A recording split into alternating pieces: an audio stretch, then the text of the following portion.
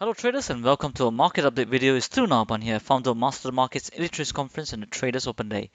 So here we are on the 6th of November 2020. The elections are going on in the US and it's the first week of November already and just 1.5 months more to go before we get into 2021.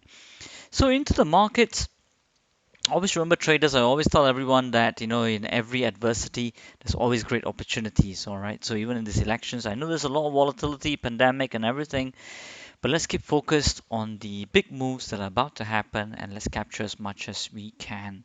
Now, today's topic, before I go on to the market update and our performance, the first thing what I want to talk to you about today's topic would be route to profit. Route to profit. Now, quite a lot of people ask me questions on this. In fact, it is the main thing that really gets people not confident about their trading. They start to lose motivation in what they do, and then they cannot pull forward, and actually they do not know how to approach this very well. Now let's look into this. Now, firstly, what is it? What is route to profit? Now, you see, at the end, when you look at your strategy performance, if you're quant traders, if you're back testing your strategies, and then you get a net profit at the end, isn't it? Let's say in this example, net profit, we're going to keep it at, let's say, 20,000, okay, for the whole year. Now, what is not important is not only it is important that it's positive at the end, but how the strategy achieves that is very important as well. Let me explain, and that will tell you a very good idea about what does route to profit mean. You see, to get to route profit in scenario A, you can have an equity curve, price against time. You can have an equity curve which goes in a straight line towards 20k and therefore achieving the 20k net profit at the end of the year. Now in scenario B, all right, you might get net profit of 20k, but in this fashion it goes down, it goes up, goes down, and then finally gets there to 20k. And then scenario C, price against time. This time round, it gets to its 20k in this fashion. It goes up, comes back down, big drawdown here, goes back all the way before to its last uh, drawdown point, and then it shoots up and gets to 20k. Okay, so this is what we call route to profit.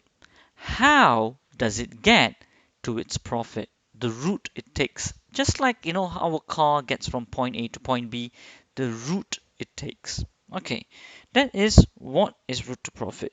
Now, why is this important to know? Why is it important to know for your strategy? How does it get to its profit potential? It is quite obvious if you have already understood what it is. But let me state that.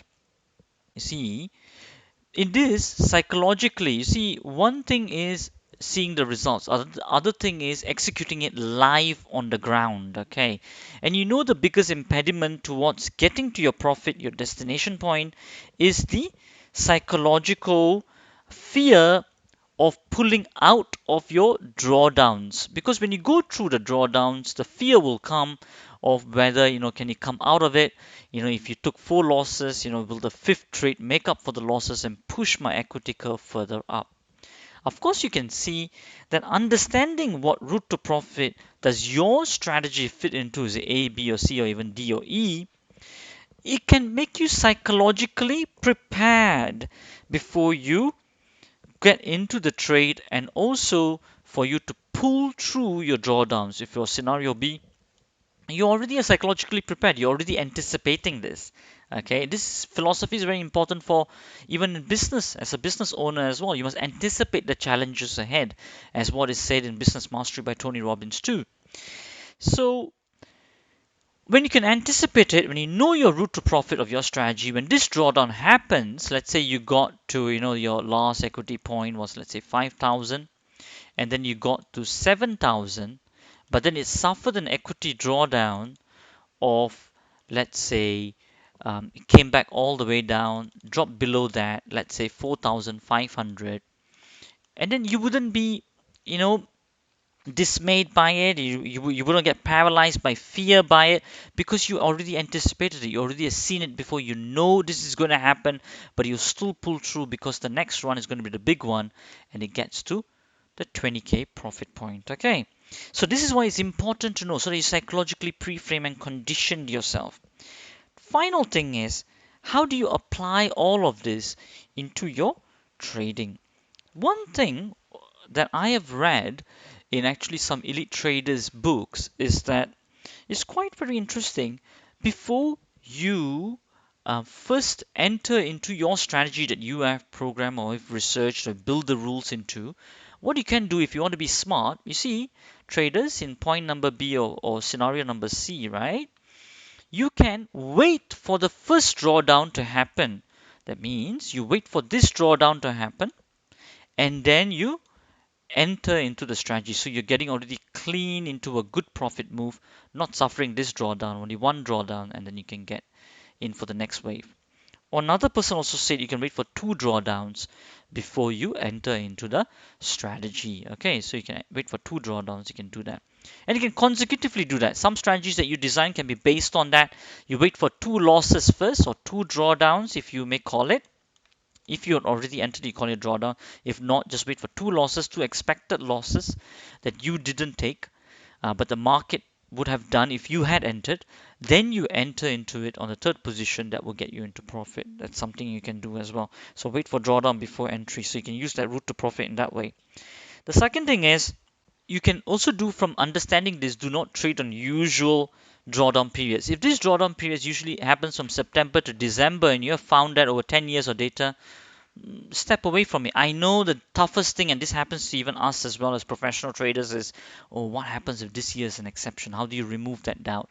If you want to remove that doubt really, and if you have made majority of the profits in the earlier part of the year, maybe reduce your risk position sizing on that. Okay, and then finally, most important thing out of any of these maps that your strategy may fit into, you should know your absolute maximum drawdown. And your absolute maximum drawdown is your peak to valley drawdown before your last equity high was taken out. In this example, it moved to £7,000, last equity high.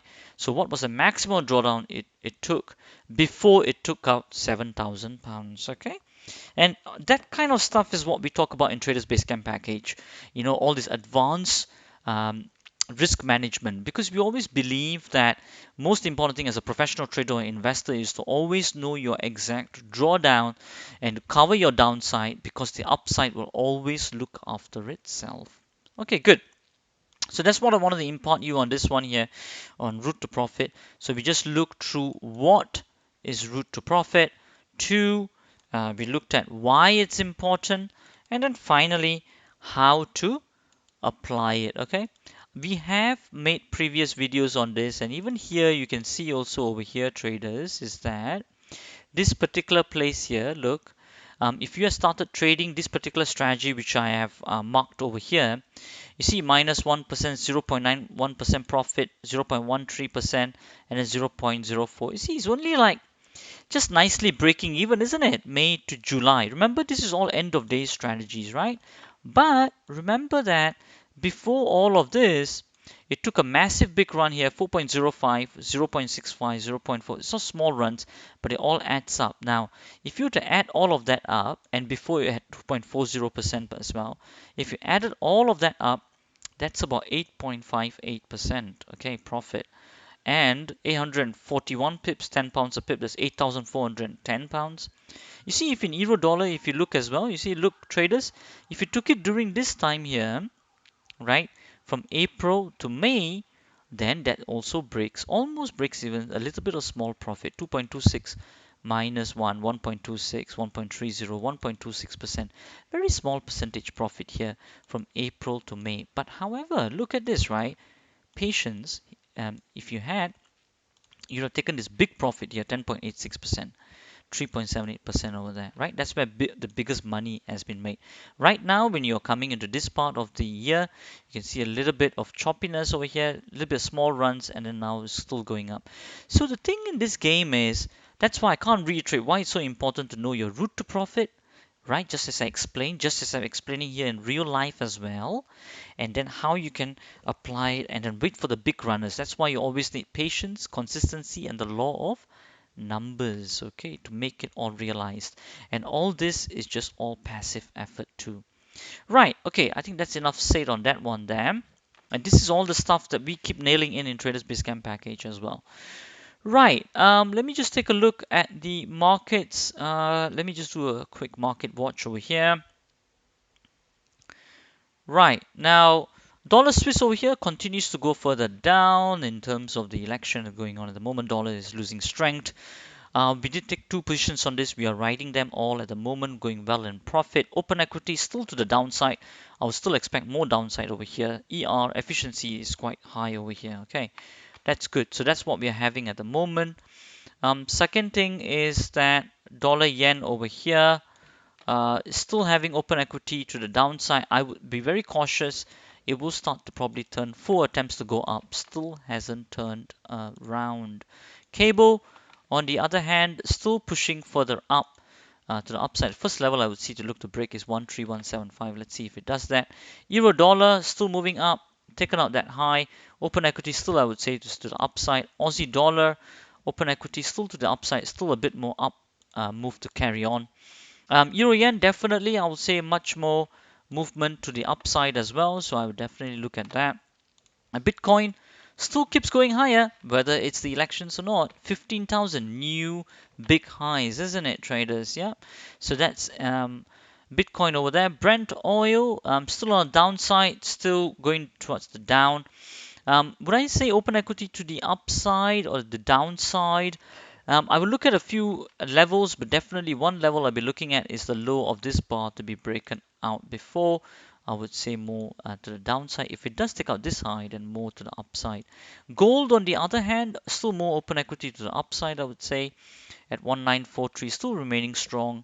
FTSE 5913 at the moment. Efficiency ratio is quite high. I would look for cautious for this level to be taken out. If it doesn't, then at least for 5820 to come back onto the downside on the downtrend. Dow Jones still moving up in elections news, 28,200. Efficiency ratio very strong, so I would be cautious of taking short positions over here, still to the upside. S&P similar.